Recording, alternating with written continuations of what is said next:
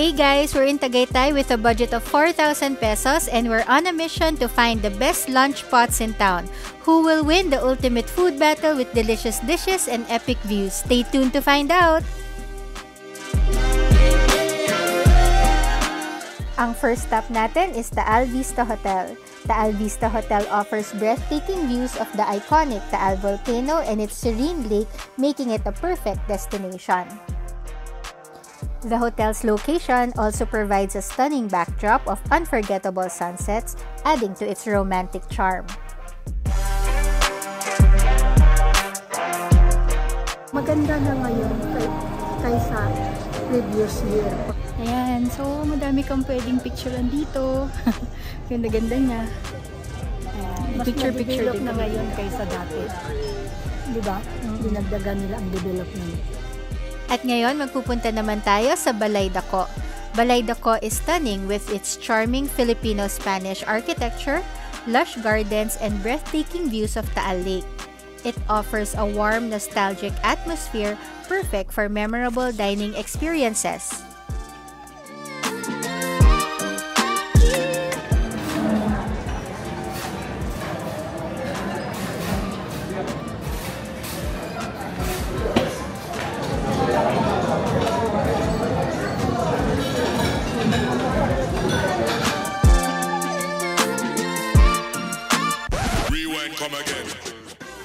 The food at Taal Vista Hotel is delicious, featuring a delightful mix of Filipino and international dishes. Every bite is a flavorful experience, perfectly paired with a stunning view of Taal Lake. Their chefs craft each dish with fresh, high-quality ingredients, ensuring rich and authentic flavors. From savory mains to delectable desserts, the menu caters to all tastes. Dining here is not just about food, it's a complete sensory experience with the ambience and stunning scenery enhancing every meal. I will get water. Gusto ko rin yung water.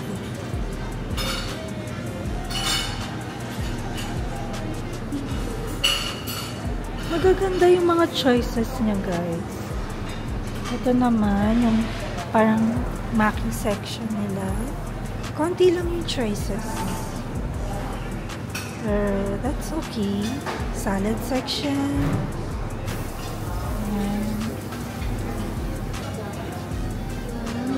Lutong Espanyol. So, Spanish food. So, torta, mechado, pastel de lengua, bangus a la cob, bungang baboy, lechon manok, pritong manok, kare-kare klaseng dinuguan. Ano to? Bilis rin dumating yung food namin. Ito yung laing. Yan, mahilig kaming mag-order naman. So, may grilled squid, tapos crispy pata. Pwede mo siyang ipa-chop. And then,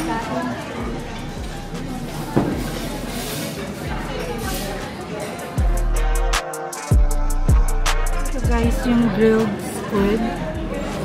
Tingnan nyo yung laman niya. Ang laki niya.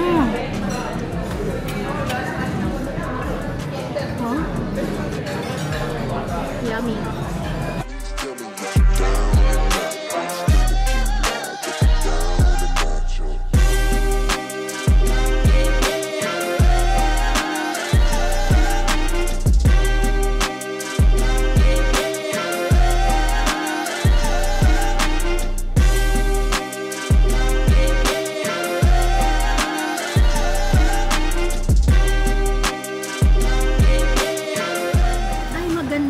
May picture ako doon. Tingnan ninyo sa ano ko. Sa Instagram. Yes. Oo. Makikita ninyo yun. Masaya, masaya. Really brings back yung memories. Ang ganda niya. Pa-appreciate mo yung cultural show. Bagay rin siya sa mga balikbayan natin. At namimiss yung ganyang style.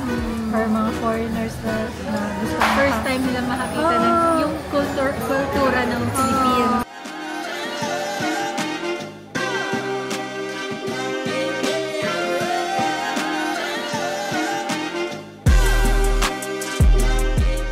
The cultural dance show at Taal Vista Hotel is a vibrant celebration of Filipino traditions, featuring colorful costumes and lively performances. Paired with the stunning views of Taal Volcano and lake, it offers a captivating experience that immerses guests in the beauty and culture of the Philippines.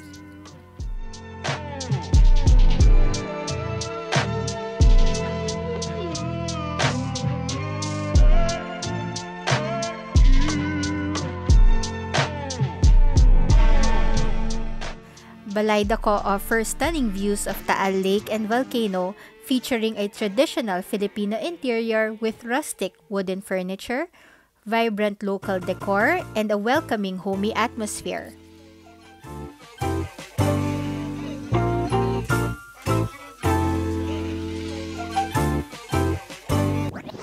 Switch it up!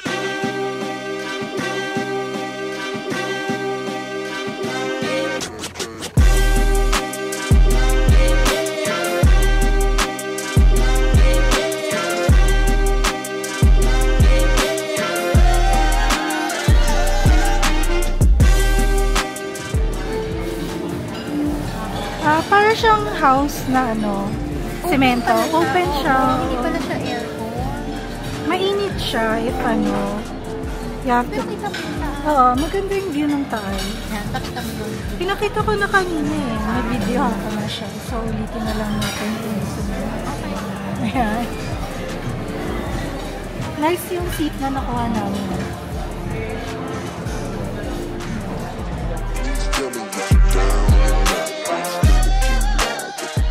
Tapos, crispy yung niya. Tapos, crispy yung crispy pata.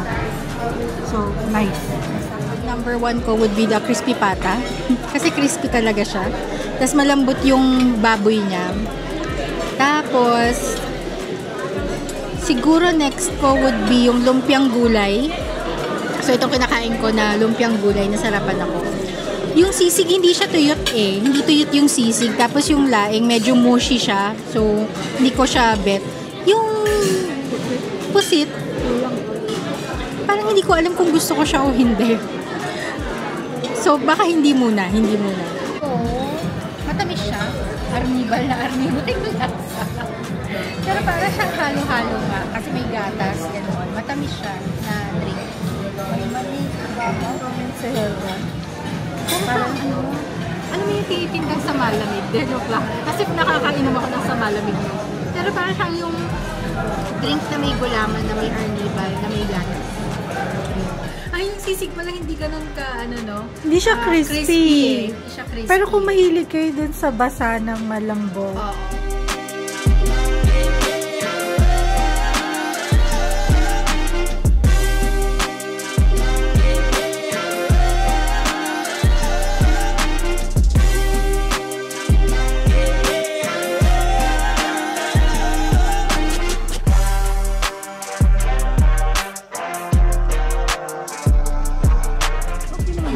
Masarap yung patatin nila.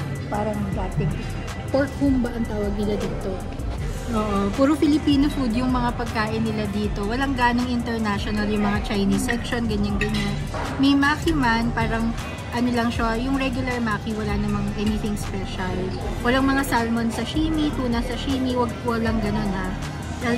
Talagang highlight niya is Filipino. May fresh lumpia station dito guys. Baka ito na yung hinahanap namin, fresh lumpia.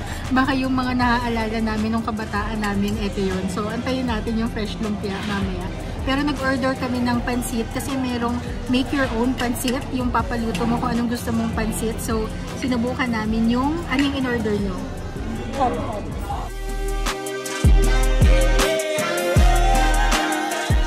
maganda yung cultural show nila, yung naglalagay ng pot sa kanyang ulo. Parang nakakatakot kung last nilang gumawa na patong-patong ang mga pot sa ulo. Parang nakakatakot, baka biglang bumagsak. Galing nila, no? Galing nilang mag-balance sa kanilang sarili. Din pagkatapos, parang maninervyos kapag ikaw ang nanonood kasi natatakot ka baka hindi niya ma-accomplish yung gawain niya. So at least naman sa wakas nakuha niya, natapos niya ang show niya na walang kahasil-hasil. Magaling talaga, magaling. Kahit weekday o Friday, Friday today lunch. Ang dami pa rin waiting pa rin siya. Grabe, ang gulo pala dito sa loob. Medyo napaka-chaotic niya. Ang chaotic, ang daming tao, ang daming kotse, ang hirap ng parking. So, siguro, sana masarap yung food dito, no? Nakaupo naman kami agad. Kasi konti lang naman kami, 3 persons lang kami. So, ang gagawin nyo is, pag mag-order, sa placemat merong may menu. Ito, scan nyo yan.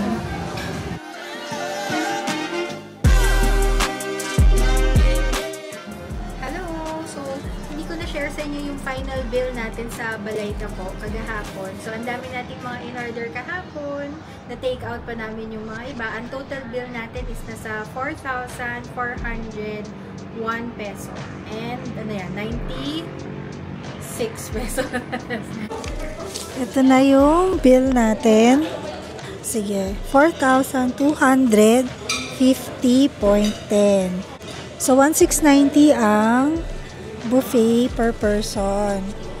Pag may senior citizen, syempre yung discount nyo. So, 1,2 na lang. Kami ni Helga, since ang gamit namin is East-West, meron siyang 10% discount. So, mag-ask din kayo, guys, pag kunyari, may kakain kayo or anything sa mga restaurants, mag-ask kayo kung anong mga promo sa mga credit cards. Kasi usually, hindi nyo naman napapansin or hindi siya nakapublish. So, mag-ask nga kayo para malaman nyo if yung card nyo has a discount dun sa restaurant na kakainan nyo. Di naka-less pa kayo, diba? So, yun yung hack na dapat nyo ginagawa.